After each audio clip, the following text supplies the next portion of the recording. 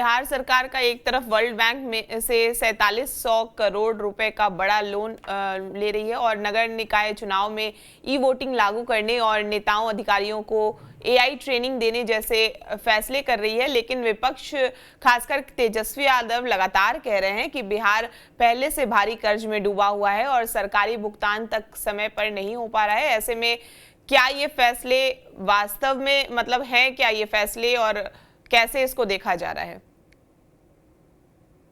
अब तेजस्वी जी इकोनॉमिक्स को कितना समझते हैं मुझे नहीं पता है, लेकिन विकास अगर आपको करना होगा तो केवल आपको अपने संसाधनों पर ही निर्भर नहीं रहना होगा, आपको तो लोन लेनी पड़ेगी। बिहार से ज्यादा लोन दूसरे राज्यों के पास है। वो जो दक्षिण भारत के राज्य, जो विकसित राज्य हैं, उनके ऊपर बिहार से ज्यादा कर्ज है। लेकिन कर्ज लेना ये खराब चीज नहीं है, उस कर्ज की राशि का सही जगह पर उपयोग करना। अब पूरा विश्व जब एआई की तरफ जा रहा है तो क्या बिहार एआई की तरफ नहीं जाए? जाना ही चाहिए। तो वर्ल्ड बैंक से जो ये 4700 करोड़ रुपए की राशि ले रहे हैं, कई योजनाओं की बात चल रही है इनका। अब 11 सैटेलाइट टाउन बनाने की बात ये कर रहे हैं, इंफ्रास्ट्रक्चर डेवलपमेंट की बात ये कर रहे हैं, टूरिज्म को प्रमोट करने के लिए ये रिलीजियस कनेक्टिविटी की बात कर रहे हैं। तो अगर आपने कोई बड़ा टारगेट रखा है बिहार के लिए, रोजगार कहाँ से आप देंगे? रोजगार देने के लिए तो आप रोजगार की पृष्ठभूमि तैयार करनी होगी ना। और ये पृष्ठभूमि कैसे तैयार होगी? इसके लिए तो आपको कहीं ना कहीं से साधन लेना होगा। हाँ, वो 4700 करोड़ रुपया वर्ल्ड बैंक अगर आपको दे रहा है तो आप इसका ध्यान रखिए कि वो राशि सही जगह इस्तेमाल हो और उसकी जो प्रोडक्टिविटी हो उसका फायदा बिहार को मिले। बिल्कुल सही बात है कि 4 लाख करोड़ का ऋण है बिहार के ऊपर। प्रतिदिन बिहार करीब 65 करोड़ रुपया ऋण के रूप में केवल चुकाता है, ब्याज देता है, सारी बात। लेकिन उसकी वजह से फिस्कल डेफिसिट में कोई बहुत बड़ा अंतर नहीं आया है, उसको मेंटेन किए हुए है बिहार। तो वर्ल्ड बैंक लोन दे रही है या केंद्र से लोन लेती है राज्य की सरकारें, आप लोन दीजिए, लेकिन उसकी प्रोडक्टिविटी दिखनी चाहिए।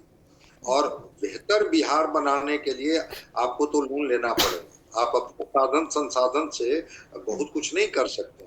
तो वर्ल्ड बैंक से जो बिहार लोन ले रहा है, और लोन लेकर के जो मैं उनका ब्लूप्रिंट देख रहा था कि आखिर वो वर्ल्ड बैंक से पहले तो ये रिक्विजिशन ही भेजे होंगे ना कि हमको इस मद में काम करना है, इस वजह से हमें वर्ल्ड बैंक से लोन चाहिए। बैंक ऐसे लोन थोड़े दे दिया होगा, रिक्विजिशन पर विचार किया होगा तो डेवलपमेंट पर खर्च के लिए इन्होंने लोन मांगा होगा, लोन सैंक्शन हुआ है। अब उस लोन की राशि का इस्तेमाल करके फिर वर्ल्ड बैंक से लोन ले रहे हैं तो क्या लोन नहीं लौटाना होगा? लोन तो लौटाना ही होगा। तो ले करके अगर प्रोडक्टिविटी को बढ़ाते हैं, एम्प्लॉयमेंट को बढ़ाते हैं, इंफ्रास्ट्रक्चर को बढ़ाते हैं, एआई को मजबूत करते हैं जिससे चीजें और भी स्मूथ हो जाए, तो मैं इसको पॉजिटिव मानता हूँ।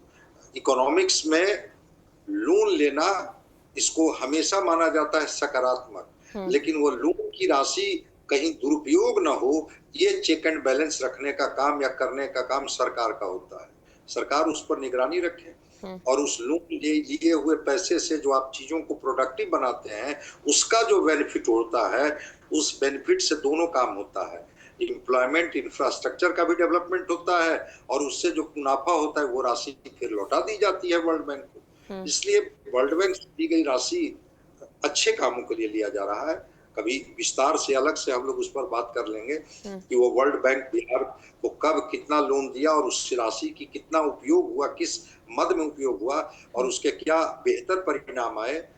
तेजस्वी जी को कभी कभी सकारात्मक विपक्ष की भूमिका में होनी चाहिए, हमेशा हर चीज में नकारात्मकता नहीं ढूंढनी चाहिए।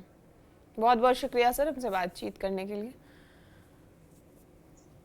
आपका इन तीनों विषयों पे क्या राय है और मंत्रिमंडल विस्तार पर खास तौर पर आप क्या सोचते हैं? इनमें किन नामों को और शामिल होना चाहिए था, कौन से नाम नए शामिल हुए, इन सब में आपका जो भी विचार है हमें कमेंट करके ज़रूर बताएं। और बिहार की तमाम खबरों के लिए आप हमारे साथ बने रहें और देखते रहें TV9 बिहार झारखंड।